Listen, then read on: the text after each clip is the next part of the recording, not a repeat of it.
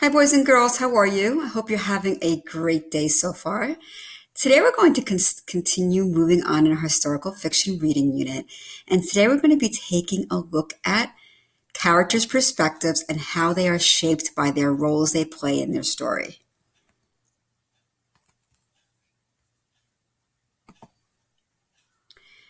Today, I'm going to be teaching you that a character's feelings and decisions are influenced by the character's world and his or her own role in that world. When a character responds differently than you would, it helps to ask why. That's particularly important in historical fiction because you're reading about a completely different time period that you didn't experience. You would be probably reacting a little bit differently if that was happening now. Also, to realize that the other character's perspective is also shaped by those times. For today's lesson, you are going to need some Post-its or your notebook. Okay, so stop the video if you need to get those items. So let's read this first scene from chapter 1 of Number the Stars. Amory looked up, panting, just as she reached the corner. Her laughter completely stopped.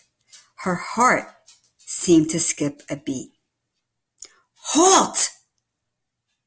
the German soldier ordered in a stern voice. The German word was so familiar as it was frightening. Amory had heard it often enough before, but had never been directed at her until now.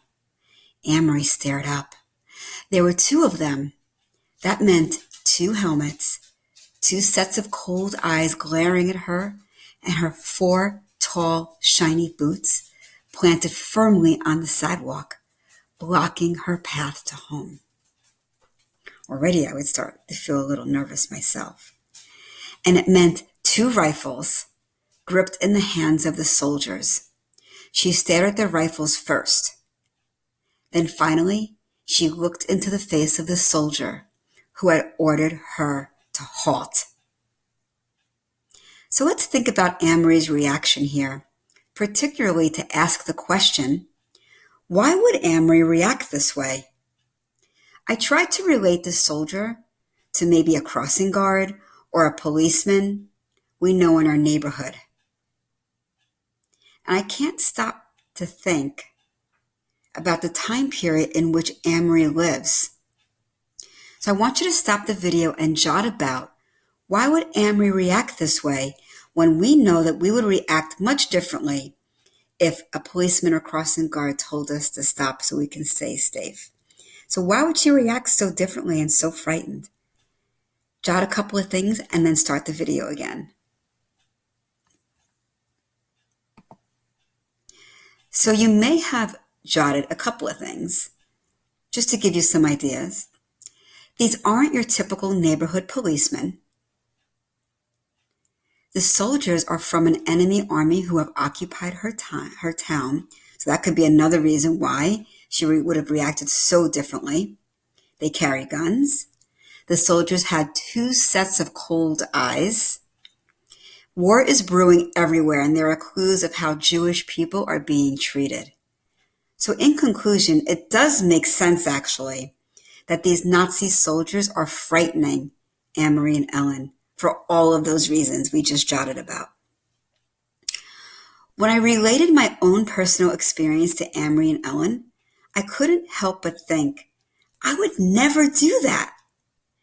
It helps to step outside of your own perspectives to imagine the perspectives of the different characters.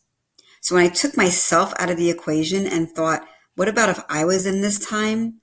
Amory and Ellen's reaction made perfect sense to me. So we're going to look at another scene. Mrs. Johansson has just told Ellen's mother that the German soldiers were due to recent activities by the Danish resistance fighters. Amory knows from listening in on her parents that Renaissance resistance fighters were brave Danish people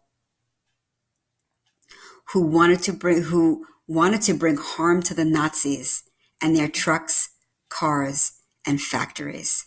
So this is talking about the resistance trying to fight back against the Nazis.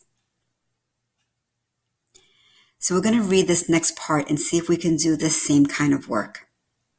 I must go and speak to Ellen, Mrs. Rosen said, moving toward the door.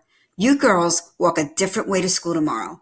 Promise me, Anne-Marie, and Ellen will promise too. We will, Mrs. Rosen, but what does it matter? There are German soldiers on every corner. They will remember your faces, Mrs. Rosen said, turning in the doorway to the hall. It is important to be one of the crowd always. Be one of many. Be sure that they never have reason to remember your face. She disappeared into the hall and closed the door behind her. He'll remember my face, Mama, Kirsty announced happily, because he said I look like his little girl. He said I was pretty.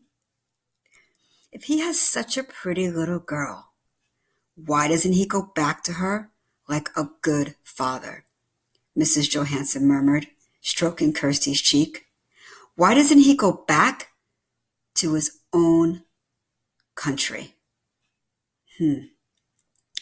I am noticing there's a couple of different reactions here.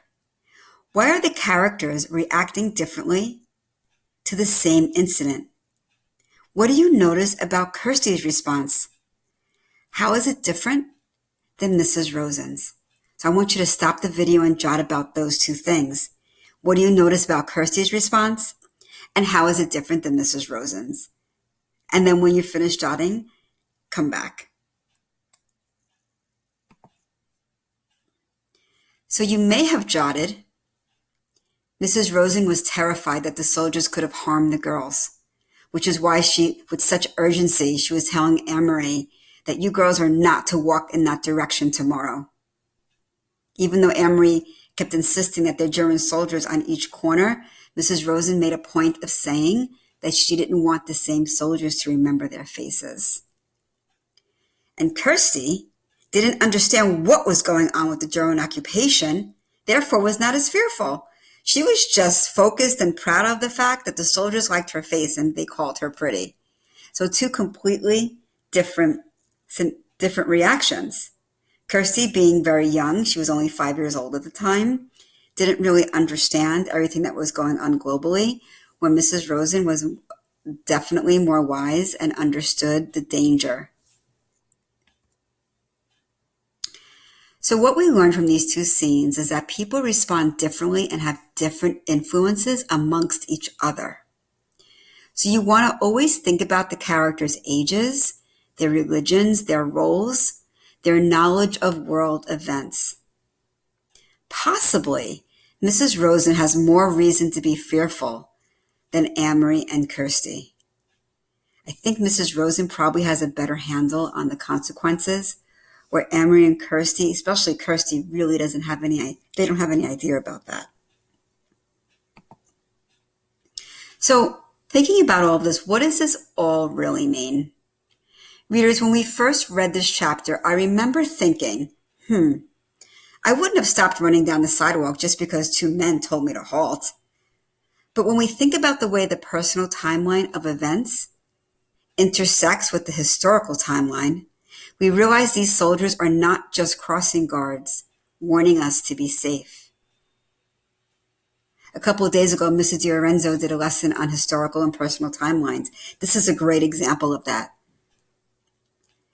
There is a sense of danger during this time. By 1943, when this story takes place, World War II is raging around the globe.